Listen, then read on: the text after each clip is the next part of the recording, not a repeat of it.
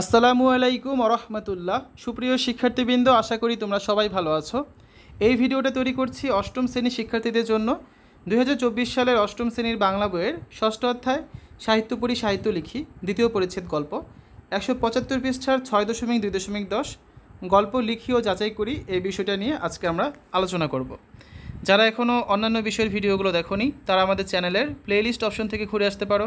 সেখানে অষ্টম শ্রেণীর বাংলা, ইংরেজি, গণিত, বিজ্ঞান, ডিজিটাল প্রযুক্তি, স্বাস্থ্য সুরক্ষা, জীবন ও জীবিকা, ইসলাম শিক্ষা, শিল্প ও সংস্কৃতি এবং ইতিহাস ও সামাজিক বিজ্ঞান প্রতিটা বিষয়ের জন্য আলাদা আলাদা করে প্লেলিস্ট তৈরি করা আছে। তোমাদের যে বিষয়ের ভিডিও দরকার খুব সহজেই তোমরা এখান থেকে দেখে নিতে পারবে। 175 পৃষ্ঠার 6.2.10 গল্প লিখি ও যাচাই করি। তোমার অভিজ্ঞতা বা কল্পনা থেকে একটি বিষয় ঠিক করো, তারপর সেই বিষয়ের ঘটনা, কাহিনী ও চরিত্র দিয়ে একটি গল্প লেখো। অথবা 6.2.1-এ যে গল্প রচনা করেছিলে সেটি পরিমার্জন করো। লেখা শেষ হলে তোমার গল্পটি অন্যদের পড়তে দাও, তাদের আলোচনার ভিত্তিতে তোমার গল্প সংশোধন করতে পারো। তো আসো আমরা একটা গল্প দেখি। আমাদের গল্পটির নাম হচ্ছে প্রতিজ্ঞা। রাজু ও সাজু দুই ভাই। ওরা যমজ হওয়ায় তাদের সম্পর্ক ছিল বন্ধুর মতো। তারা সবসময় একসাথে ঘুরে বেড়াতো, স্কুলে যেত, নদীতে মাছ ধরতো। তবে তারা একটু দুষ্টু প্রকৃতির ছিল। মা বাবার সাথে তারা বাস করত সুন্দরবনের খুব কাছের একটি গ্রামে। সেই বনের পাশ দিয়ে একটি নদী বয়ে গিয়েছে।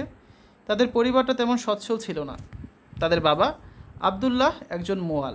বন থেকে মধু সংগ্রহ করেন এবং সেগুলো বিক্রি করে সেই টাকায় তাদের লেখাপড়ার খরচ এবং পরিবারের ভরণ পোষণ চালাতেন।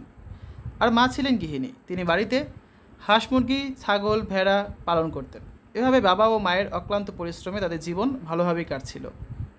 গ্রামের একটি বিদ্যালয়ে তারা লেখাপড়া করত। রাজু ও সাজুর শখ ছিল বড়শি দিয়ে নদীতে মাছ ধরা।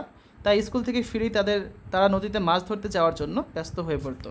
কিন্তু তাদের বাবা মা একটি পছন্দ করতেন না, কেননা নদীর পাশের বনে অনেক হিংস্র জন্তুর বসবাস ছিল।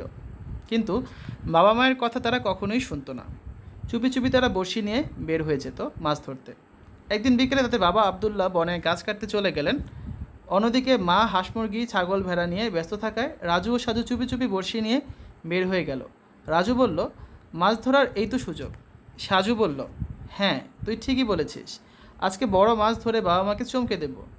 নদীতে পৌঁছে তারা বড়শি ফেলে মাছের জন্য অপেক্ষা করতে লাগলো। অনেকক্ষণ চেষ্টা করার পরও তারা কোনো মাছ পেল না। তখন রাজু বলল, আজ তো কোনো মাছই পাচ্ছি না, অযথা বসে থেকে লাভ কী, চল বাসায় চলে যাই।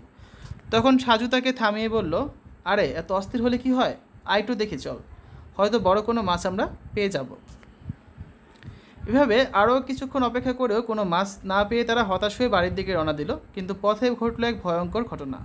হঠাৎ তারা বনের মধ্যে কিছুটা দূরে একটা হিংস্র বাঘকে গর্জন করতে দেখল। ভয়ে তারা দুজনেই অস্থির হয়ে দৌড়াতে লাগলো। বাঘটিও তাদের দেখে পিছু পিছু দৌড়াতে লাগলো। হঠাৎ তারা একটি বন্দুকের গুলির আওয়াজ শুনল। পিছনে ফিরে দেখলো একজন বন্দুকধারী শিকারী বাঘটিকে নিশানা করে গুলি ছুটছে। তখন বাঘটি পালিয়ে যায়। এভাবেই রাজু ও সাজু আজকের মতো বেঁচে যায়। তারা দুজন সিদ্ধান্ত নেয় এই ঘটনার কথা তারা বাবা মাকে বলবে না, তাদের বাবা মাকে এটা বলা যাবে না। তবে তারা বুঝতে পারলো যে মা বাবার অবাধ্য হয়ে মাছ ধরতে আসা তাদের মোটেই ঠিক হয়নি। আজ ভয়ঙ্কর কিছু ঘটে যেতে পারত। তাই তারা দুজনে প্রতিজ্ঞা করলো আর কখনও তারা বাবা মায়ের কথা অমান্য করবে না। তো বৈশিষ্ট্য অনুযায়ী গল্পটি যাচাই করা হলো। আমরা দেখতে পেলাম যে গল্পে একটি কাহিনী আছে, কাহিনীটিকে ফুটিয়ে তোলার জন্য একটি ঘটনা আছে, গল্পটিতে একাধিক চরিত্র আছে, গল্পটির চরিত্রের মুখে সংলাপ আছে। এই বিষয়গুলো আমরা গল্পটি থেকে লক্ষ্য করলাম। ঠিক আছে, এর পরবর্তী ক্লাসে আমরা তৃতীয় পরিচ্ছেদে চলে যাব, যার নাম হচ্ছে প্রবন্ধ। 6.3.1-এ রয়েছে প্রবন্ধ লিখি। তো আমরা এটা প্রবন্ধ লিখব এবং সেখান থেকে এই বৈশিষ্ট্যগুলো শনাক্ত করে দেখব যে আমাদের লেখা প্রবন্ধটিতে এই বৈশিষ্ট্যগুলো আছে কি না। ওকে, তো শিক্ষার্থীরা এতক্ষণ তোমরা দেখলে অষ্টম শ্রেণীর বাংলা ষষ্ঠ অধ্যায় 175 পৃষ্ঠার 6.2.10-এর সমাধান। আশা করি ভিডিওটা তোমাদের কাছে ভালো লেগেছে। আজ এখানে বিদায় নিচ্ছি। আল্লাহ হাফেজ।